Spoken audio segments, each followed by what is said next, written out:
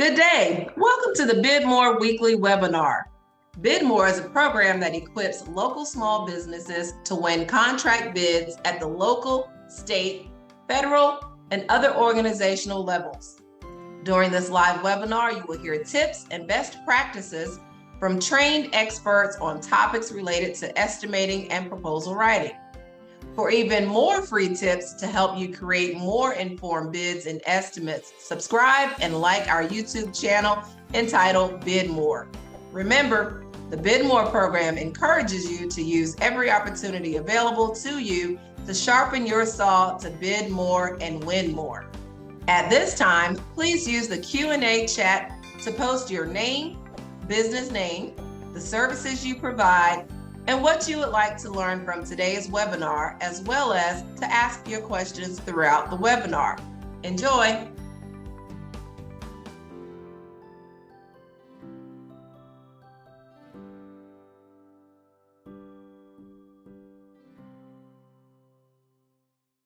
Okay, so thank you for joining us, and we are talking about bid forms.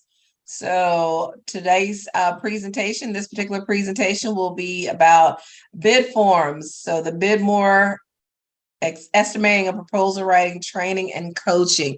We will talk about bid forms and what that looks like. So let's get going. And today we're going to interview Mr. Aaron Shalanson, and he will provide us with some great information about bid forms. So let's dive in. All right. So before we start speaking with Aaron, ICAT has Bid More 5 steps to proposal writing. First step is, what is the requested scope of work? What are bidding requirements, including minimum requirements, evaluation criteria, and submission instructions? What are required forms and guidelines for completing each form? What are the required bidder documents? And what is the required pricing structure? So on this particular presentation, we're going to look at the forms and guidelines. So check out some of the other recordings, some of the other videos where we have covered some of these other topics for our 5 steps proposal writing. So Aaron, all right, Aaron, you ready to get started? Yes, I am.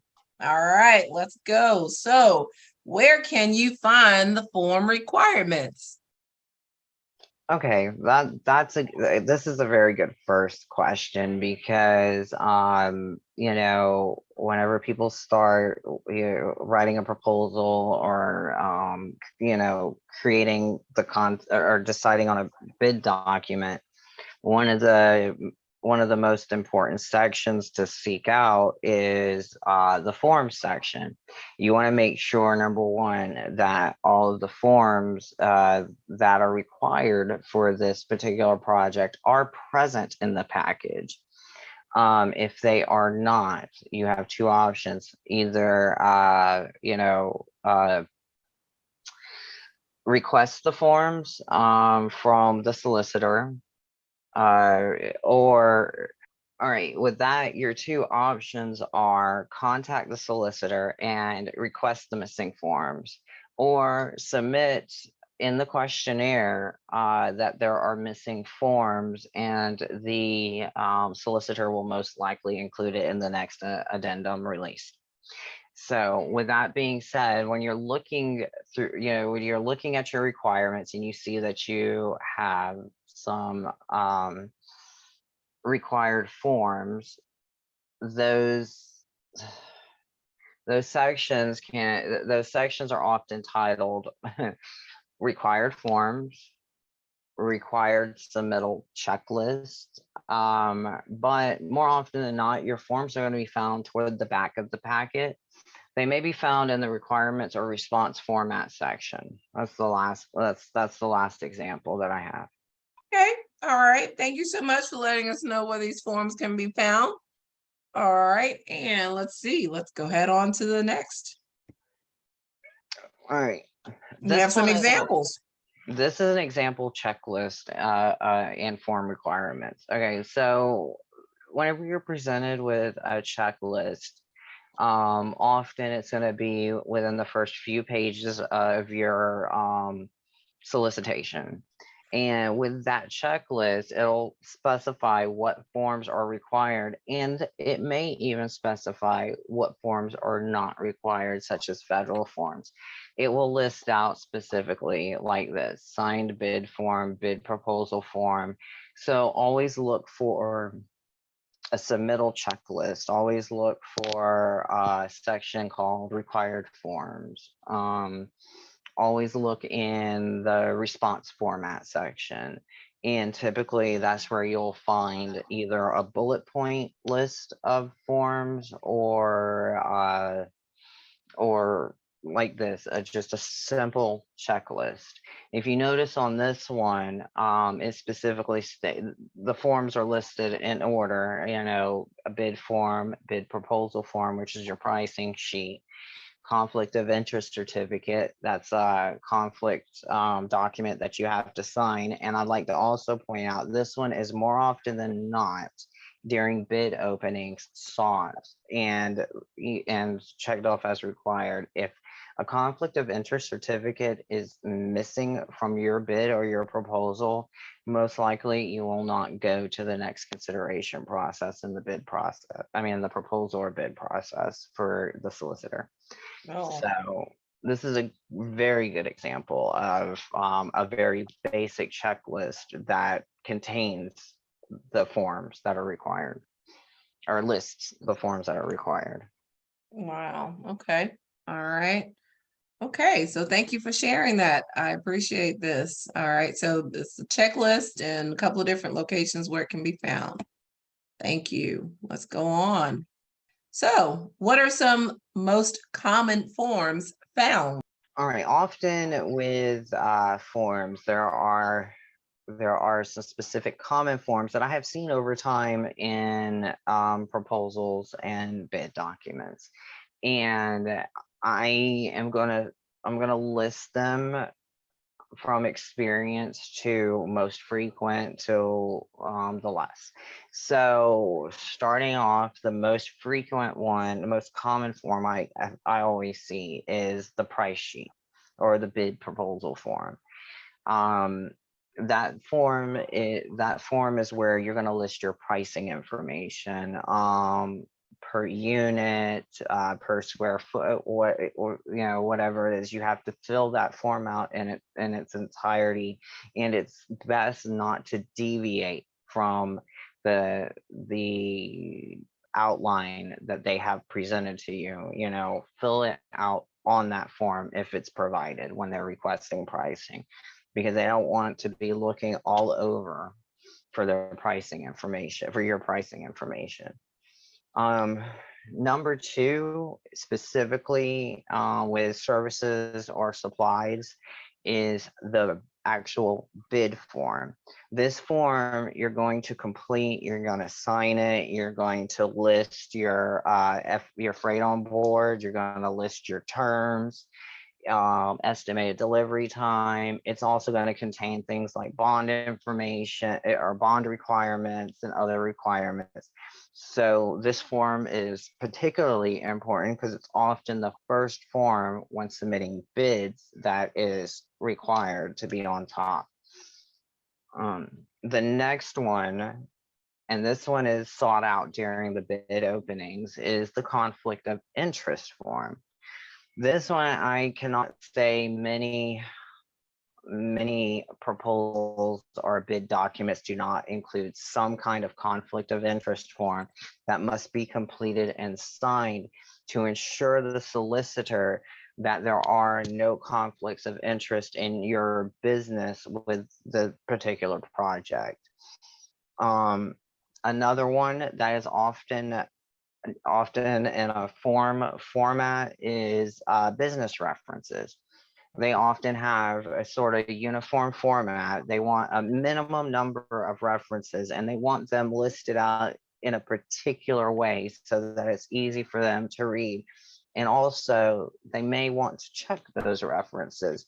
So they want it to be legible and feasible for them to be able to reach out and correspond and to verify these references that you're submitting.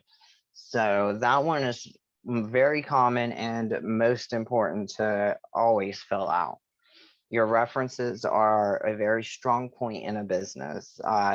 Those references back you up. They are a representation of how well you are as a company, how well you complete your services and do your work. Those references say a lot about the company. So that's an important form to fill out. Okay, that Another sounds like one, it. yeah. Another one is bond. Sometimes you'll have a bond form that you have to complete. You have to go get bonded, for a particular project. And that is to provide security to the vendor for damages. It's a sort of insurance policy to make sure that you're not damaging the vendor in any way if you pull out of the project or are dismissed early. Now the last one I'm gonna say is least common, and that is federal forms. Federal forms are only ever going to be present within a project that requires federal funding. If you're bidding at the federal level, you're going to have to fill out federal level forms. However, if you're bidding at a county level and say it's a construction project for FEMA, you're going to need to fill out federal forms for that because FEMA is federally funded to the county. So those forms are very important to look out for. Now, you will often see federal forms listed in the requirements list, but sometimes it'll say in quotations, in parentheses, not required. So always watch for that very carefully. They will say federal forms are required. They'll list federal forms in the requirements, but they'll specifically state that they're not required. So always on the lookout for that. That's the last one. Okay, all right. Well, thank you for sharing that. That sounds like quite a few forms that we need to be aware of, some very important documents. So thank you. I appreciate that. And let's see. Looks like we have some examples. Yes, this is an example pulled from the city of Jacksonville that is I would say some pretty common forms listed in the required form required form section. And as you can see, based on my list, form 1, pricing sheet, conflict of interest certificate, business references. This one is unique. It says no form, please list. Okay, so it's in the required form section, but they have specifically stated that there is no form available for it. So you would essentially type it up legibly and place it within the section in the order specified in the solicitation. This one is a good example for City of Jacksonville JSAS because this one lists Equal Business Opportunity Program form. This form often does not pertain to a JSAB member directly. However, that form would need to be filled out if they are partnering with a non-JSAB member, as an example. It's always best to carefully look over the solicitation to be sure that you're bidding on the correct type of project, because there are several different ones for JSAB members. And sometimes there are projects that are specifically set aside for City of Jacksonville JSABs, which means that the business has to take the lead in that project. So you always want to kind of look out for those factors and be sure that if you're partnering with someone, you need to make sure that you're meeting that level of participation listed in the solicitation, and you're completing these equal opportunity business forms as required. Okay. So And then Okay. this one is a good example of what I was talking about earlier, federal forms for bid bond. It says not required by this contract. A lot of times these solicitations are very generic. So Mhm. instead of removing it from their template, they leave it and they just put not required for this contract next to it. That's why they leave it in there, so that they're not messing with their overall templates. Got it. They're not going back and forth recreating it. Exactly. Okay, all right, sounds good. Thank you, thank you. Let's go. Let's see. All right, so when should you include federal forms or meet federal form requirements? All right, this one's a good question. You know, the best thing to do, seek out the section called federal funding provision.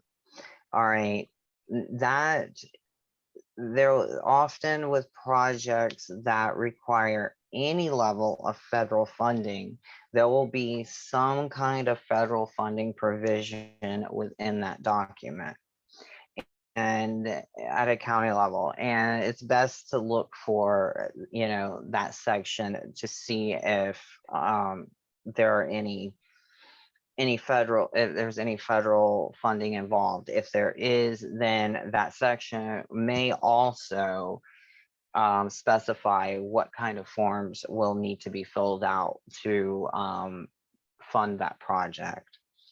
So that's also you'll see federal forms when they're expressly stated on the solicitation. For example, submittal checklist. That's when you should include federal forms, because it specifically says federal forms with a list of which ones are required on your submittal checklist at the beginning of a bid document, as an example. But more often than not, the solicitation will indicate whether or not federal forms are required. Okay, all right, thank you. So what are some examples of federal forms? Some of the top examples I have seen in my experience with federal forms, the most common one that I've seen I would like to start with is anti-lobbying certification and anti-collusion. Those two are the most common. I believe they are in every federally funded project. You have to sign those firsthand, complete those forms before you can receive federal funding. You have to ensure that you are, that you're anti-lobbying and anti-collusion. They don't want any conflicts of interest themselves. The next one is, of course, the conflict of interest statement. That again is similar to the first two I mentioned. That is to protect you as a business and also the federal government. So the next one is certification forms like debarment, suspension, ineligibility, or voluntary exclusion. Those forms are often required to be sure that at any time you've ever been suspended or disbarred, you've completed the necessary steps to be reinstated as a business to work with the government. Again, that's to protect the federal government as much as you. The last one I'm going to mention would be like a public entity crimes statement.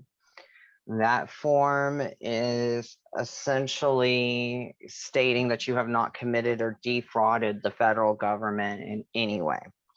So those would be the most common I have seen at a federal level. Okay, all right, and I think you have some examples to share with us, right, Alex? Let's see. Yes, this is an example of a federal funding provision section that I was speaking about. It says this project may be funded partly or wholly by the federal government, and FEMA is one of the most common examples that you're ever going to see in construction. as I stated before, whenever the government's money, when the federal government funding is involved in a project, such as FEMA, federal forms are going to be required. And these are an excellent list of federal forms. Bride anti-lobbying, the conflict of interest, identical tie brides, drug-free workplace, certification regarding the debarment, as I mentioned before. This one even requires an e-verification acknowledgement and agreement.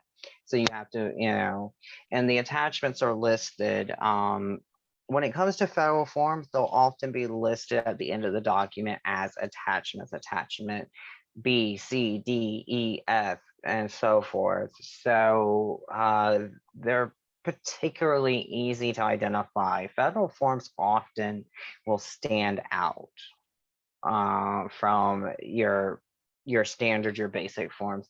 Now, when we're talking a federal project at the federal level, all forms are federal. So you're not going to really see a difference in the types of forms that you're going to be submitting. They're all in one in that case. It's only at the county level that you'll notice occasionally federal forms will be required whenever a federally funded project is engaged.